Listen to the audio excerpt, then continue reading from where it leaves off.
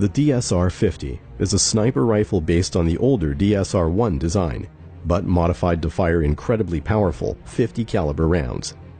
German manufactured, the weapon is classed as a bolt-action anti-material rifle, meaning it is designed for use against military equipment such as lightly armored vehicles and radar systems, rather than combatants. If fired on a person, the DSR-50 can cause damage so bad it has been known to sever limbs.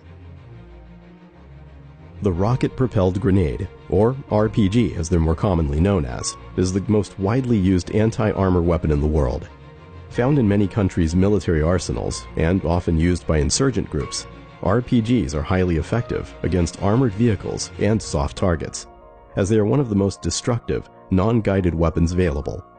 New versions, such as the RPG-32, can penetrate up to 26 inches of armor. Schwerer Gustav was an enormous railway gun used by the Germans during World War II. At 80 centimeters, it was the largest caliber rifled weapon ever used in combat. It was also the heaviest mobile artillery piece ever built. Its 155-foot length and 38-foot height gave Schwerer Gustav a weight of nearly 1,350 tons. A necessity, considering it had to fire 7-ton shells, another record for artillery weapons, across a distance of 29 miles. The Nimitz-class supercarriers are 1,100-foot long, 100,000-ton war machines. Powered by twin nuclear reactors that run for 23 years without the need for refueling, the 85 jet fighters these carriers hold mean they can give a nation as much military might as possessing nuclear weapons. The backbone of the U.S. Navy, their mere presence in a region is often enough to influence global politics and deter would-be aggressors. Considered at the time of its production in 2003 to be the most powerful non-nuclear weapon ever developed, the GBU-43B Massive Ordnance Air Blast, or Mother of All Bombs, could destroy 9 city blocks with its blast radius. Designed to be delivered by a C-130 Hercules transport aircraft, the 30,000-pound, 30-foot-long bomb is so powerful, detonation results in a nuclear-style mushroom cloud. They are used primarily as bunker busters, designed to destroy heavily fortified underground sites. Not wanting to be outdone, in 2007, the Russians developed the aviation thermobaric bomb of increased power, nicknamed the father of all bombs. Claimed to be 4 times more powerful than the previous US version, the FOAB is allegedly the most powerful non-nuclear weapon in the world today. It yields the equivalent of 44 tons of TNT, making the blast similar to that of a small tactical nuclear weapon.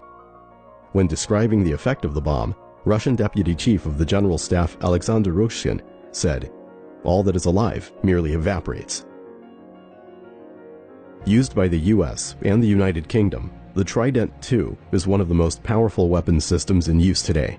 These submarine-launched ballistic missiles are thought to be able to travel up to 7,000 miles, although their exact range is classified. The missiles carry 8 thermonuclear warheads, which can carry to separate targets, each one delivering a nuclear blast, almost 25 times more powerful than the one that leveled Nagasaki.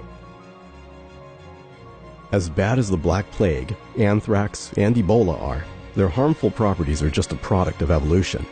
The biggest danger lies with the scientists who are manipulating these lethal organisms at a cellular level, creating chimera viruses. Geneticists have already discovered the means to increase the lethality of such bioweapons as smallpox and anthrax by tweaking their genetic structure. While in the late 1980s, the Soviet Union's Chimera project studied the feasibility of combining smallpox and Ebola into one super virus. The use of a chimera virus as a biological weapon is a nightmare scenario. If one was released in a large urban area, then the mortality rate could match that of a nuclear blast. Of all the nuclear weapons in the world today, few can cause as much widespread destruction as the Russian R-36 ICBM. These 106-foot missiles have a range of almost 10,000 miles and can carry up to 17 1-megaton warheads or 38 of the smaller yield variety. These land-based weapons make up for their inaccuracy by being so powerful that, should they miss their target by several miles, the destruction they cause would still likely annihilate whatever they were aiming for. They also come equipped with 40 heavy decoys, meaning any anti-ballistic defense measures would have as much difficulty intercepting one R-36 as they would 50 single warheads. On October 30th, 1961, the most powerful artificial explosion in human history took place. It was a test of the Russian AN-602 hydrogen bomb, known as the Tsar Bomba.